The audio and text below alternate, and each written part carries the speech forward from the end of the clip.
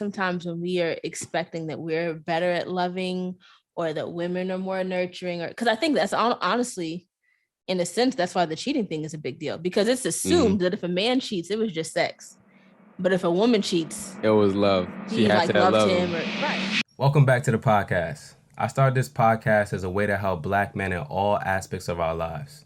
Studies show on average we lose 2.8 years of our life when we're under heavy stress. And I think we can gain those 2.8 years back if we express ourselves healthily. Stick with me as I interview therapists, doctors, advocates, activists, and friends about how we can be better as Black men and as a Black community. If you're not subscribed to us on YouTube and following us on Instagram and TikTok, you'll definitely want to do that. Without further ado, let's get into the episode. All right, y'all. We're here with Jordan Madison. She is a marriage and family therapist. Jordan, how are you doing? How's everything been? I'm doing pretty good. How are you doing?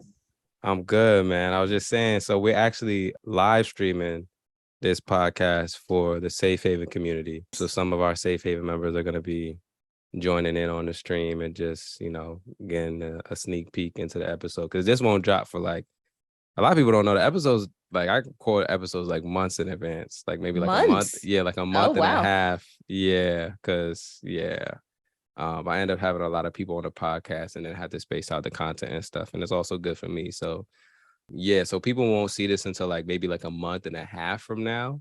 Okay. But the Safe Haven community, they see it automatically because they get special access. Yeah, they get special access. So yeah, we were talking. I was looking at the questions again. I was like, man, we got some really nice stuff today in store for them. I'm excited for the episode. So I just wanted to hop right into it. We were talking about in the precursor to this episode, we were talking about Black men, Black women dating relationships and how we're like socialized and how that can kind of like impact how we respond to each other. So can you talk a little bit about how Black men are socializing, what you're seeing as a therapist?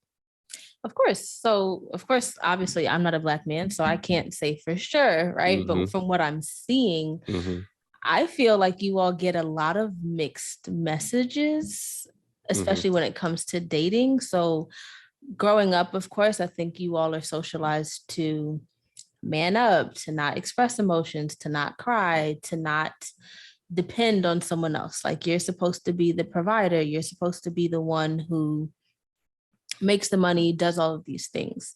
And then you get into relationships at whatever age. And typically, if they're more serious relationships, then you're expected to like express your emotions, but then not express too much because then you're considered soft, right? Or you're expected to like pay for everything, but then there's some women that you might be dating where they're like, no, I got it, right? So I feel like sometimes there's mixed messages. To be fair, I think Black women receive mixed messages as well, of course, but just from what I've been witnessing in my work with couples, I think the biggest one is men are socialized to be the provider and for you all to be the main financial breadwinner. And so when that's not happening, or when I have some couples where the woman is making more, even if the woman is fine with it, or if the woman is like, I appreciate all that you do, and you don't have to worry about it, it's been very difficult for the men to trust that and believe that and accept that. And so do you feel like that creates like friction and an imbalance in the relationship somewhat? For sure. I mean, I think money creates friction in relationships in general. Like money is one of the main reasons couples get divorced, but there can be an imbalance either way, right? Because typically men make more than women because patriarchy. So they are making more and women are like more dependent on them, but that's been the traditional role. So that's not necessarily as frowned upon. Right. But this idea of the man not making as much has been really, really difficult for some of my clients. And it just feels like I'm not a man if I'm not providing. Right. Yeah. Even though I have some clients where it's like, okay, maybe you're not providing financially, but you're providing emotional support. You're doing all of these things for the kids. You are in the home. You are hands-on. You are cooking. You are doing all of these other things. That's just as important. It's hard for them to see it that way because it's not financial. Right.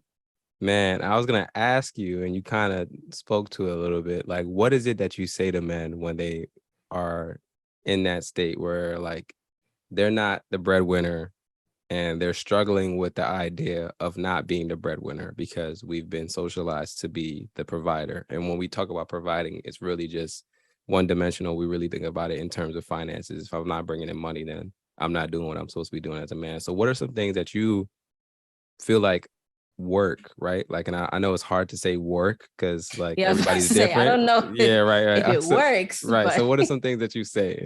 I'll word it that way. It depends. Like one client that comes to mind, what I say hasn't seemed to be too helpful yet. Like I think he's really stuck on like, nah, like I have to do it all. But that's years and years of conditioning. Right. Another client, I feel like it's been helpful to say, would you want your son to believe that because he's not bringing in money, he's not enough?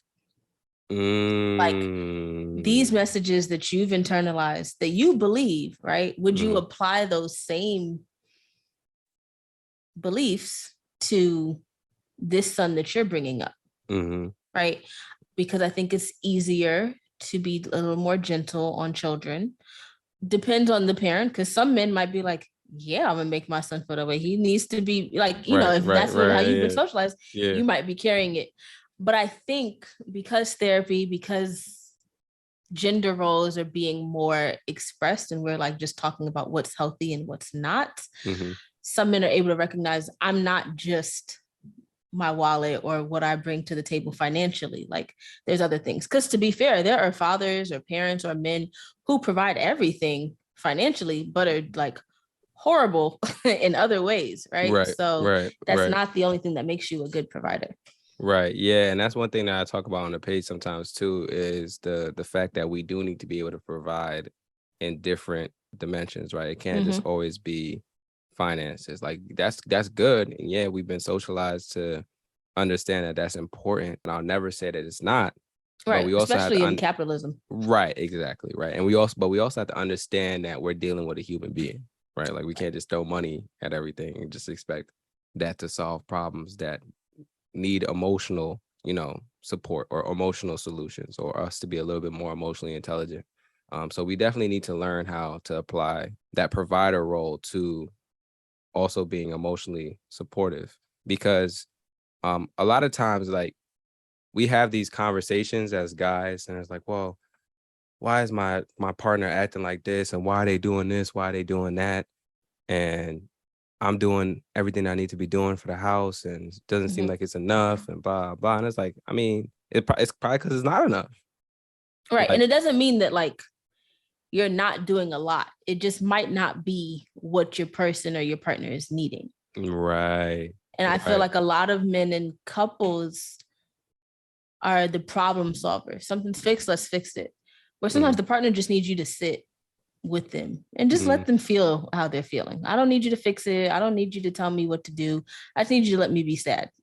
Whereas a men might be like, why you want to sit here and be sad? Like we can fix this. Like, let's fix it, So I think that you all are also socialized to like fix stuff, to solve the problems, to be the one that people rely on.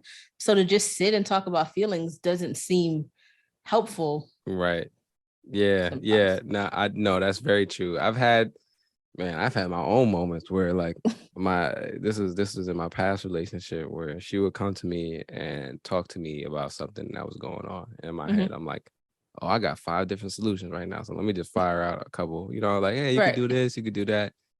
And then she would get mad. And I'm like, why are you getting mad? I'm trying to help you out. I'm trying to help you out. Like, I'm trying to give you a solution. What's wrong with you? Are you crazy? Right. And it took me some time to realize like I was technically in the wrong in that situation, right?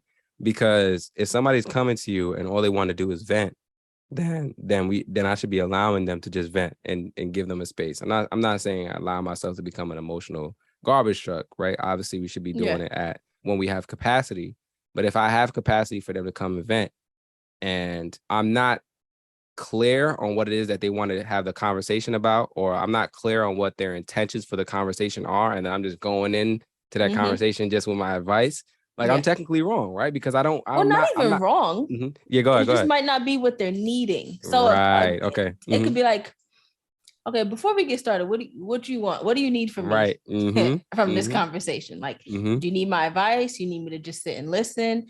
Do you want a mix of both? Like, what are you needing? Because I could give you the advice, but if you don't need that, it's not going to be helpful. Right. And what I tell guys too is like, think about it this way. When you ask that question straight off the bat, like now you're clear on what needs to happen. And you're not wasting your time. You're not wasting a solution, right? Because you don't have to sit there and think about all these different solutions to come up with to then give that person like, nah, okay, what do you want to do? Oh, you just want to vent? All right, cool. I'm sitting right here. Doesn't mean that you don't actively listen. Right. Don't be on your phone and on Instagram. They say they want to vent, right? Like listen, and offer support and emotional support, right? But just don't offer your solution because that person may not be ready for it, right? Or they just or oftentimes what I realize though, most of the time people have the solution already. They just want to talk about it. They just want to be heard, right? Yeah. They just want to be like, they just want to hear, wow, damn, that's hard. Like I can't even imagine how, or if I were in your shoes, I'd feel that way too. Like they just want to know that they're not alone, that, you know, their feelings are valid. Right. And the thing is too, like, guys, like we try and make it seem like we can't understand that, like we can't understand why somebody would just want to vent about stuff, but we sit with our bros and we vent all the time. Like we vent about our relationship. I assume y'all do. Yeah, we do, right? Like we have. But when y'all vent, are y'all then like, oh well, this is what you should do, bro, da da da da, or is it like you just listen? It depends, right? So like when I have a conversation with my bro, right? Like so if nah, you know what? I'm always giving solutions. Nah, so we do. So here's the thing, right? Here's the thing. Oh, wow. I do that with my bros all the time. Now you make me think about it. I just talked to my bro the other day, right? And he's going through a tough time. Like he lost one of his grandparents, and like his financial stuff is impacting him. And he hasn't been in therapy for a little bit. So he's getting hit from all sides right now. Yeah, and so I was talking to him. And we're talking and he's, you know, telling me what's going on and how things are going with his relationship. And he's telling me like he's having a hard time listening to shorty, because I'm like, yo, bro, like, but I'm telling him like, give himself grace because, yo, bro, you're going through a lot right now. Like maybe you probably just don't have capacity right now. Like, and and you probably should be communicating that. And he's telling me like, yeah, well, I did communicate it and this and blah, blah, blah. But what I'm doing in that moment is I'm validating what he's feeling, but I'm also, here's solutions. You know what I'm saying? So it's kind of a mixture of both. And he's not telling me that he wants solutions, but my mind is working in that way. And I didn't even really ask him if he wanted solutions or if he just wanted to vent. I just assume as a guy, right? And like this is all to fix the problem. Yeah, like this is all happening on a subconscious level. Like I'm not even doing this consciously. Like this is just the way that we communicate with each other. It's not a problem I don't think it's a problem for him, because when we have these conversations, he's always like, okay, cool, I'm gonna see if I could do that, blah, blah, blah, yada, yada. And to be fair, some men, because that's how y'all are working, like that might be it. Like you might want to come to your bro and get another male perspective about something and how they would fix it. Some people may want that. I'm just saying in relationships, it's different. It might not be that way. Your that's partner might not want to just hear, well, this is what you need to do. And like, if you do this, then maybe you should try this. Sometimes they might just need to sit with it. And sometimes your friends may be too, right? Like loss of a grandparent, you can't fix that. Right. So maybe you just need to sit with like, damn, I'm so sorry for your loss. Like if there's anything you need, you know, but certain situations, I think you all, and this is an assumption, but nah, go ahead. This is fine. Go to like the problem solving, because that's also what you all want. Right. So when it's your friends, you might do it subconsciously, but also it's because, well, if I was coming to my friend with this problem, I would want them to tell me to give me some on what to do. Right. Yeah. No, that's very true, man. And then that brings me to my next point about like how we receive love versus like how we give it. And oftentimes the way we want to receive love is the way we give love. And like this is for both sides, like men and women. Like we do the same thing, right? I was on Maui. I don't know if you follow Maui. She's like a writer and she's like a content creator on IG. She writes a lot of poems. Okay. And she was talking about how she was on her live and she was talking about how she got her her boyfriend a gift. Like she got him like this, like really intricate gift. She spent so much time on it, and she gave it to him, and he didn't really care about it, right? And she felt hurt by that. Yeah. And then she had the realization, like, well, I gave him a gift that I would have liked. And then ever since then, she tried new things. So like he likes like luxury items, like things that are a lot of money, a little bit expensive, that kind of thing. So she started getting him gifts like that. And that has been working. So she said her thought process, like, yo, I'm just stay in my lane. Right. Like that's if that's what he wants, I'm not gonna go and do something that I want as a gift. I have this conversation with my dad all the time. Please tell me. Because him and my stepmom, like he will get something that he thinks, and I think his intentions are always good. Always. He will get something that he would enjoy. And I'm like, okay, but y'all are two different people. Like, just because you may want that doesn't mean she does. And it doesn't mean that you're wrong. Right. It just isn't what she wants. Right. And so a lot of people, I think love languages are a big thing that people are aware of and they know about more now. If for people who don't know, there's 5 love languages: acts of service, quality time, gifts, physical touch, and words of affirmation. Right.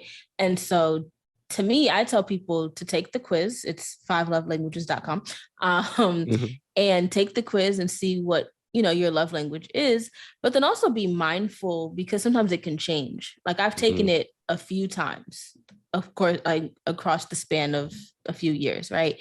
And sometimes my responses might be a little different, right? And so maybe it's because what means something to you, like say if you were younger, no, that doesn't work. For me, acts of service is never a top one for me because I'm at a place of like, I'm single, I don't got no kids. I don't need you to do anything for me. But I imagine if I was a mom or if I like had way more on my plate, someone picking up the slack would mean more, right? So I think it's important to look at like taking it across the span of your life, but then also how you give love and how you receive it might be the same. Typically they are, but they also might be different, right? You might love giving other people words of affirmation and can speak life into others, but if someone does it to you, that feels weird or difficult. And so your way of showing that you love someone might be gifts, right? But may not be how you receive it. So I think it's important to know what your own love languages are and maybe what your partner's is and trying to do that, right? Because the example that, you just gave, she's thinking, oh, I would love this, but it's not about what you would want, it's more of like, what's going to work for my partner. Right. No, that's very, very, very true, man. And I think we definitely both sides, we get caught up in that. And so I was like, that reminded me of the book that you were talking about, Communion, right? And how we assume is the best book.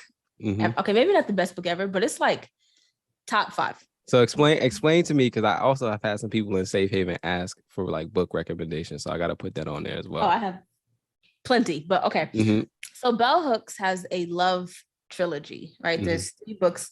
The first one is all about love, which most people know about that one if they know. I read that one maybe a year or 2 ago. I don't remember it speaking to me, so I feel like I need to read it again because everyone thought it was just amazing. And I was like, it was cool, but right. Yeah. So that's the first one. The second one is Salvation, and it talks about Black people and love and how kind of like the history of love between Black people and how we experience slavery and this belief that because we experience such traumatic things, we don't have the capacity to love.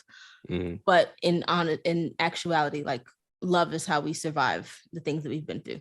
Pretty interesting. I like that perspective. Communion it's communion, but it says the female search for love. So even though it's geared towards women and not even just like all women, it was kind of more so geared towards like middle-aged women. So it didn't really match me per se. The book itself was really helpful in talking about like the importance of love, not just from our romantic relationships, but being in a community of love, and that it's important to have love between like family, love between yourself, and that's most important. What I really liked, I mean, it focused a lot on women, so it talked about like relationships between women and their moms. But the biggest thing that stood out was this idea that we as women are socialized to believe that we are better at loving than men.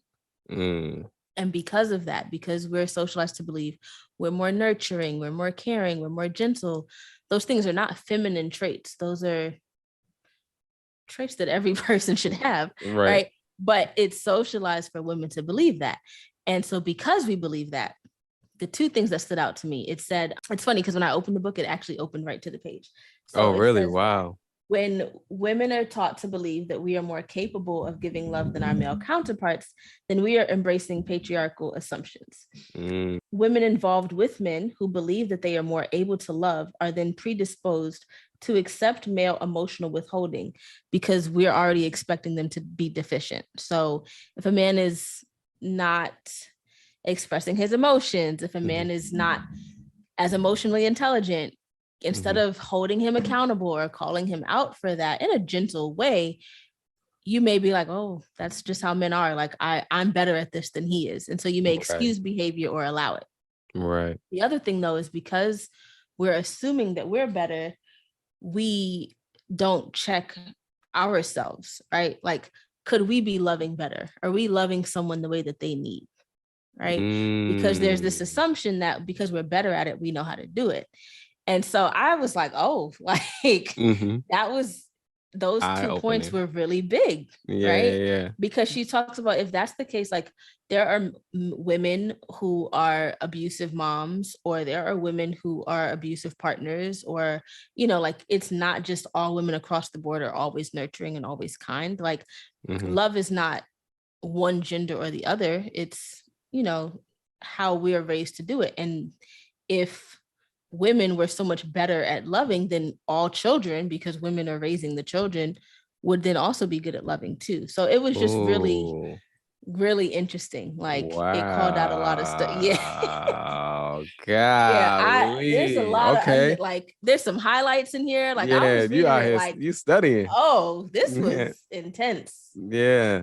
Wow. So, I love that point. Like the last 2 points that you highlighted from that, talking about women being socialized that they are better at loving, leading to y'all not actually taking time to self-reflect and understand where you can do better. That's one.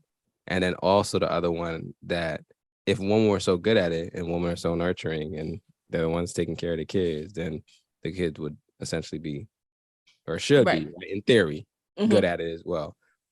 Man, that is. And then also that we're not holding men accountable. If you're like, oh, like I have a couple where, actually not even just one couple, I've had a few couples where like the woman has cheated on the man, and that is like, my God, right? Yeah, that is like, listen, that is nuke. You know what I'm saying? Like that's ground. That is. Now, to be fair, it's over. Infidelity is like hard. Gender, whatever. Yes, we know. But from my experience, when the woman does it, it is like, how could you? Yeah, I can't when believe a man cheats, it's almost expected. Exactly. Right. Yeah. It's like, well, you know, men will be men, you know, they have blah, blah, blah. So I brought that up to say, like, there's this expectation that because we're better at something, we assume that you all are deficient. The same way, if a man were to cheat, it'd be like, oh, take him back. Or like, I know me and one of my friends, when Offset did whatever and cheated on Cardi, God, all these rappers were telling Cardi that she needs to take him back. And we were like, why? One, why is that your business? But two, like, why is she expected to take him back? Right. Yeah. Because if she cheated on him, it'll be over. They would be like, oh, she's a hoe. She's a stripper. You should have known. Like, you know, so there's a lot of double standards that are like, none of them are really beneficial, honestly, but like there's a lot of double standards. And I think sometimes when we are expecting that we're better at loving, or that women are more nurturing, or because I think that's honestly, in a sense, that's why the cheating thing is a big deal, because it's assumed that if a man cheats, it was just sex. But if a woman cheats, it was love. She had like to loved him. Or, right. Yeah, you know how many people really believe that? Right. You know, and it's like really, women can just have sex and be okay too. Same way men can. And there's some men who have sex only when they're really like caring and feelings are involved. Bro, I've had a conversation with a therapist who has over maybe like 20, I would say, let's say over 10 years of experience and works primarily with Black men. Okay. And she said, one of the things she said to me, this was like maybe like a year, maybe like a little less than a year ago. Mm-hmm. She was saying, we need to get rid of this idea that men have sex with anyone and anything, because most of the men that I've worked with don't feel comfortable being intimate unless they are emotionally involved with that person or have some kind of feelings for that person. Mm. And when I think about myself as an individual as well, I'm not the type of guy that I can just go, all right, cool, let's just do it. You know what I'm saying? Like I need to actually like you, you know, but I think or y'all love are socialized to give that off. Right. Yeah, we're socialized to give that off, and we're also socialized to think that like sex is something that we just do and have to do and can't control. I was just having this conversation yesterday.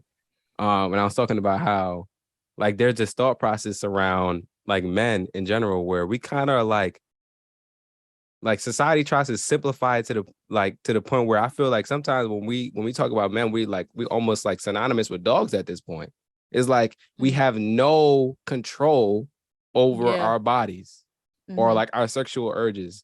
And I listen to some of this stuff online, and I'm just like, no. Right. There's a thing called discipline, right? Like we can have discipline in every area of our lives, right? And that includes sex. There's sexual discipline. And when we have these conversations and we try to make it seem like, oh, he cheated. Oh yeah. I mean, he's a guy, right? Like, right. You know what I'm saying? Like that's what guys do. Like all guys cheat. Or like, yeah, you get married, like you go in a marriage, people gonna cheat regardless. Like that is not why are we trying, you know what I'm saying? Like, why are we trying to normalize? Why is that being normalized?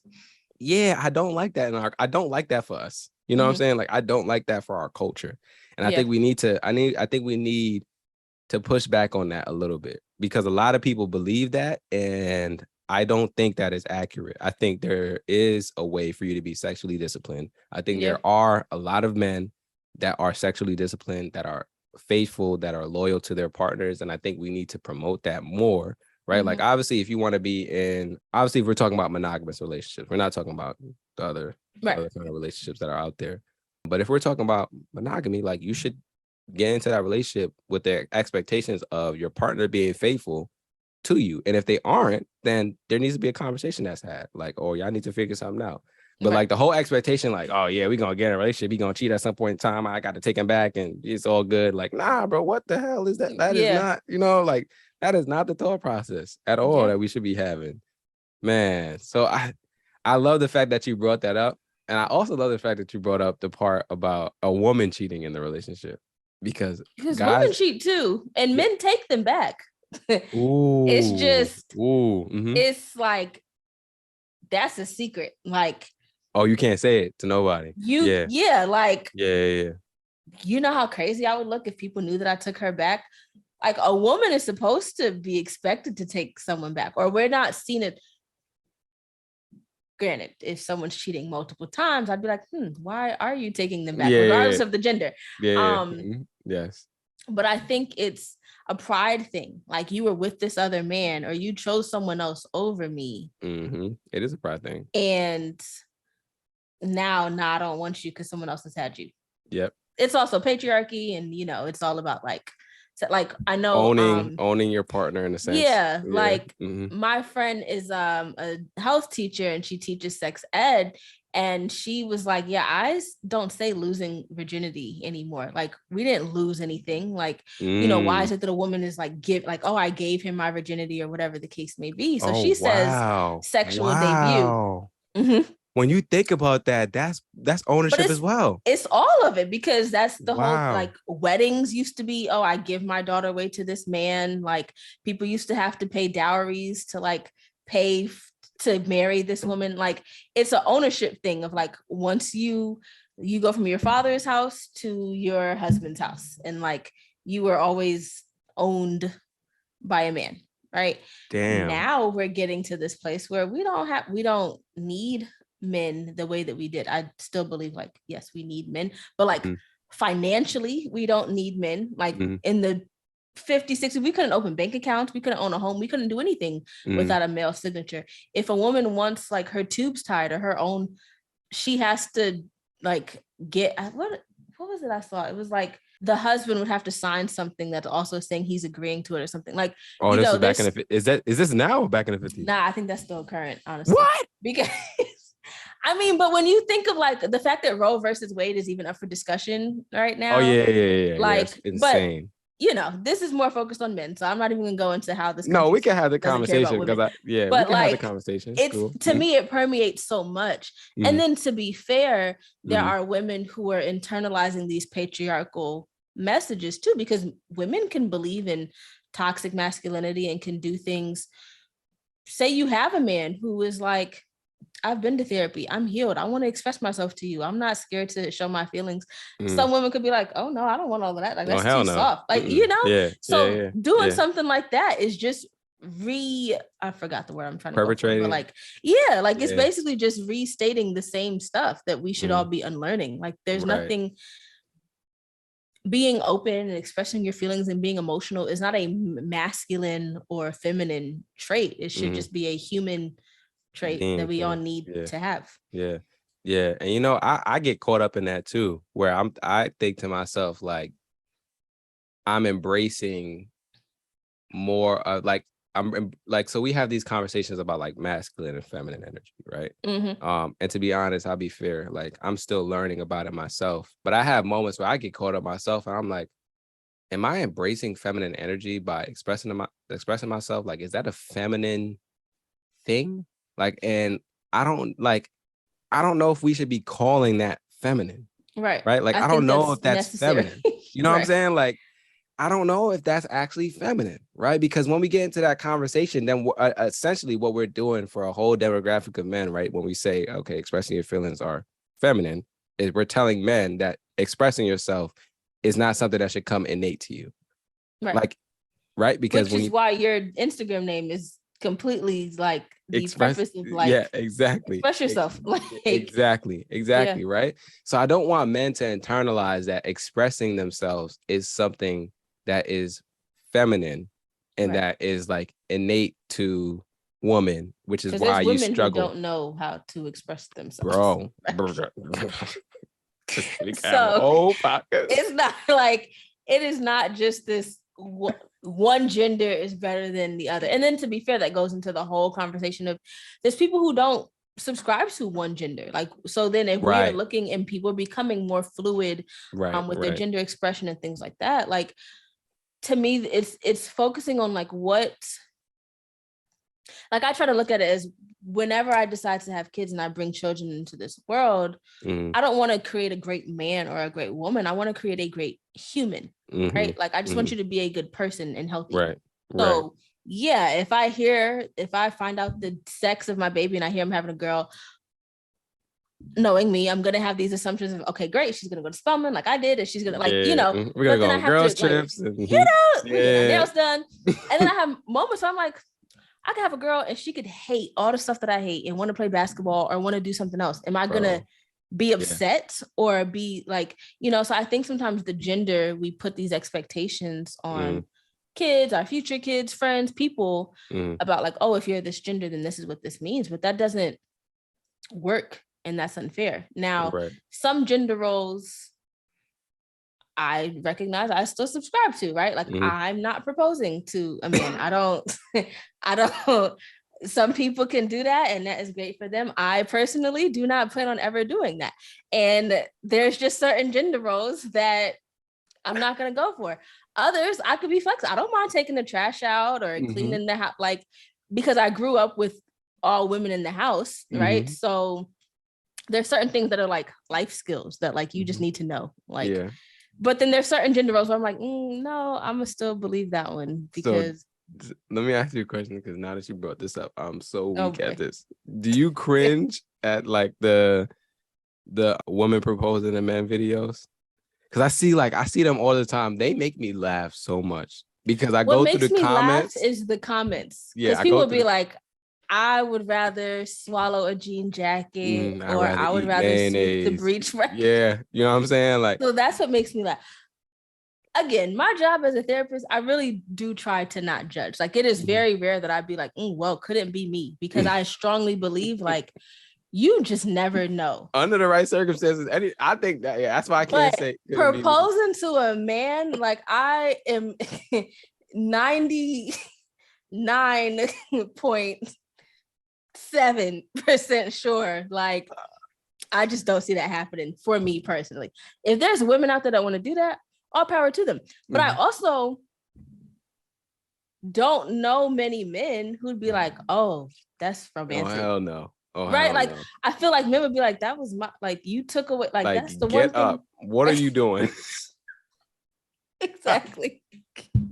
Like, if my girl would never do that's that. My point. I joke around with her like that. I'm like, so when you proposing, babe? Like, I joke around with her like that, and she like, get out of my face, right? Right. But if she ever did that, I'd be like, if you don't get your ass up right now, like, what are you doing? If you don't stop. So like, that's what I'm saying. There's some gender roles that I'm like, there's some ones that I don't think we ever gonna make. Yeah, that needs to stick for sure. Cause I watched those videos and definitely laughed though. Yeah. But I don't. I'm trying to. I don't know if I've watched any recently, but when I hear about it or when I see people's reactions, that's when I'm like, yeah, I don't see me doing that. No, so, man. I'm so glad. This has been such a dope episode. I appreciate you coming on with your personality, dropping all these gems, dropping the books. Can you share the books? Okay. I know you have. Oh, you ready? You ready? Because I have some near me. So Communion, I already showed y'all. That's great. I know it says The Female Search for Love, but I feel like men should be reading books that have to do with women. We at least the men that are straight, right? Like that are interested in having relationships with women should definitely be reading books on women, right? I'm speaking specifically to that. Any man should, but definitely the straight men that are having relationships with women, I strongly believe should be having conversations with women that are just platonic. Not interested in sex and looking for stuff, just hearing y'all out, and also reading books to learn more about women. Because how you gonna learn, bro? You can't learn everything from God, bro. We don't know everything. I don't know everything about y'all. That's why I have women come on the podcast and talk. Yeah. So the other book that I thought was really interesting was Is Marriage for White People? Oh yeah, you talked about that. Yeah. So it's how the African American marriage decline affects everyone. It's written by like a lawyer. Really? Which I thought was interesting. But he was doing studies on, like, I think he started in family law and then whatever. I forget the whole part of the book where he talks about that. But it was really interesting because it's talking about it says, basically the back of it reads, Black women have been told that their standards are too high.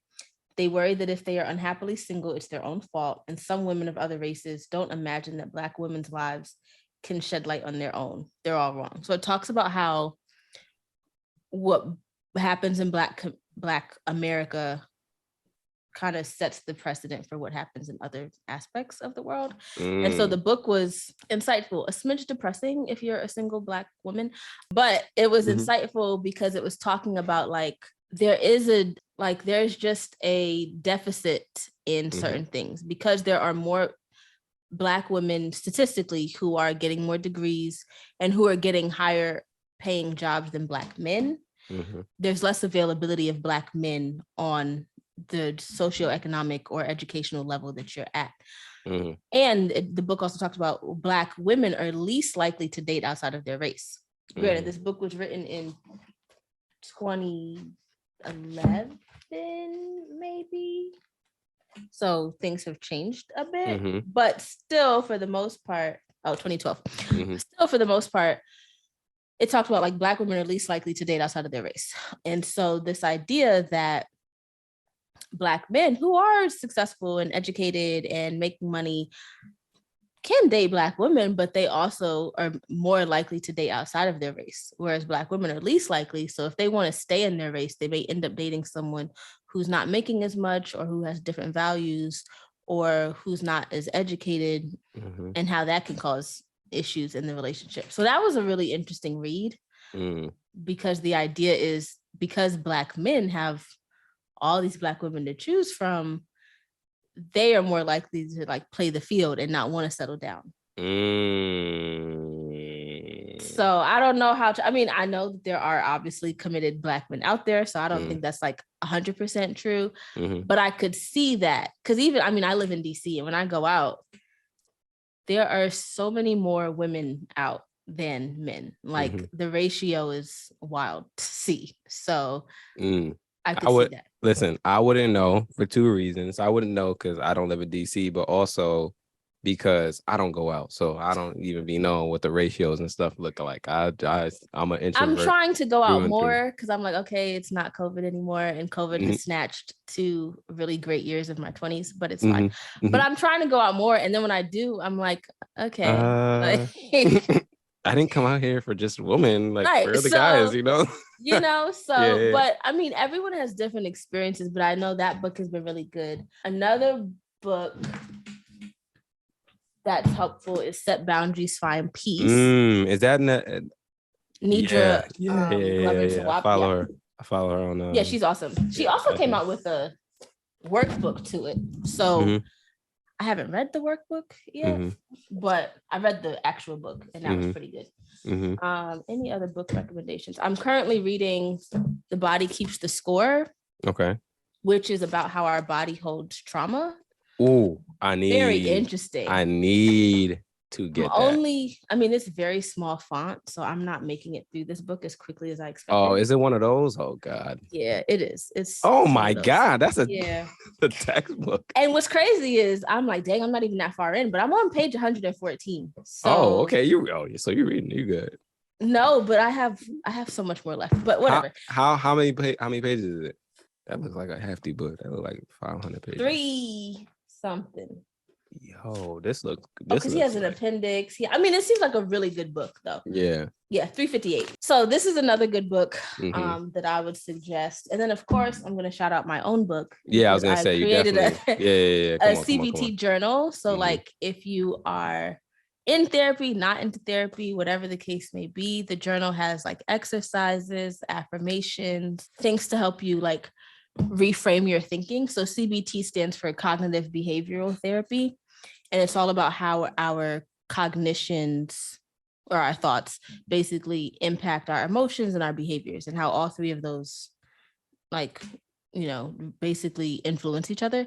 And so the journal is a lot about, you know, it's not a book to read per se. It's kind of like a workbook. Like, there's pages for you to write in and just check in with yourself, right? Some are questions about, like, how have you been feeling, or what thoughts have you been having? Some are exercises around, like, what's this thought? Where did it come from? What tells me this thought isn't true?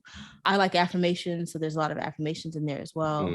Breathing exercises, things to help you calm down if you are feeling stressed. So yeah, those are the books within reach right now that I have that I would definitely suggest. That's so dope. I hope people get those books. Definitely get your journal. I got your journal. Thanks. It's somewhere in here. Yeah, no problem. I remember you saying that. Yeah, it's somewhere. Like, I know I bought it. I just don't know where it went. I definitely bought it. I definitely got it. I just have so many books that I've bought. I've had so many guests come and recommend books, and just conversations with people, dope people like you, that just give me book recommendations. Like, I just bought the Body Keeps the Score book, so it's gonna come, and I'm gonna stack it on the. I will also suggest, I don't have it next to me, but Attached is a great book. Attached, who's that by?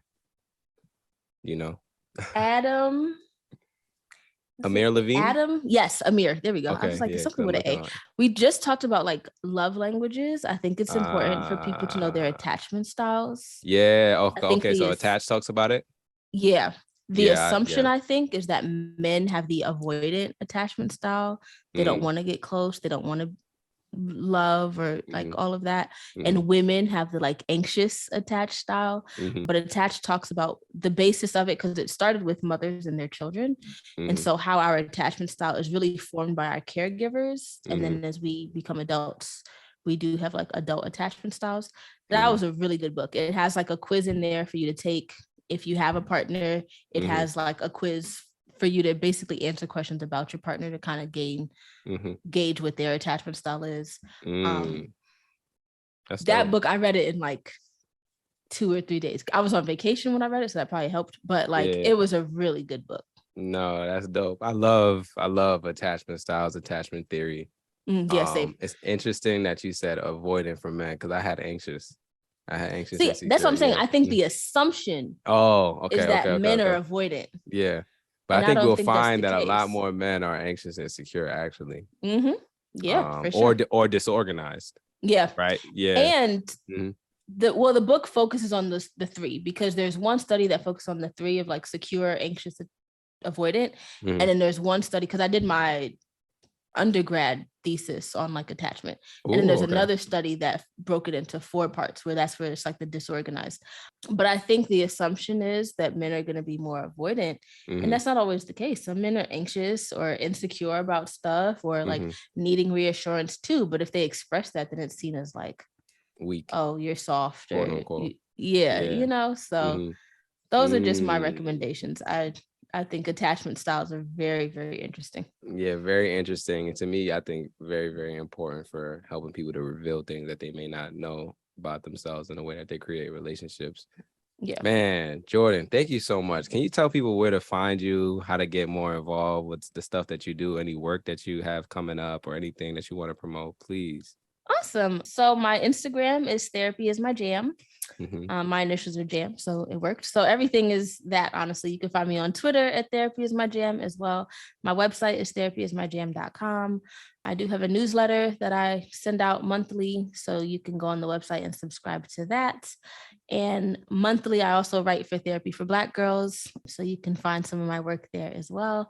I don't think I have anything else really coming up. This was the most recent thing that I was like, ooh, I have a podcast to be on. But yeah, if anything new is coming up, of course, you'd be able to find out on my Instagram, because that's what I'm like most active on. Okay. Man, Jordan, thank you so much for being a dope guest. I appreciate you. I can't wait for people to actually hear this episode and everything that you said in here, all the gems that you dropped. Thank you. I appreciate you for having me. Of course. Yo, I'm excited, man.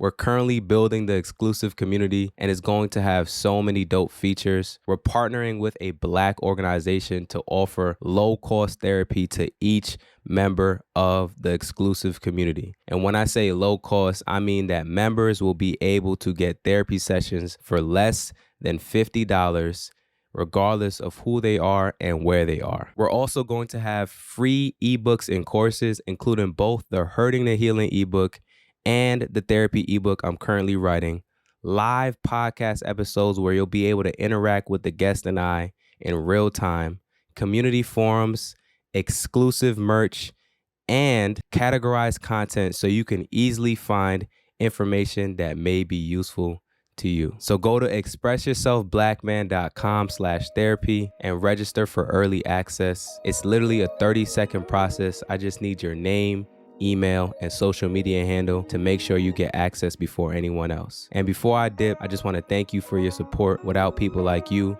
none of this would be possible. I can't wait to see you when we launch. Sometimes I know you feel like you ain't got nobody to speak to. Shoulder to lean on somebody you could preach to. No, you need to hear it, my brother, I love you. We got way too much to live for.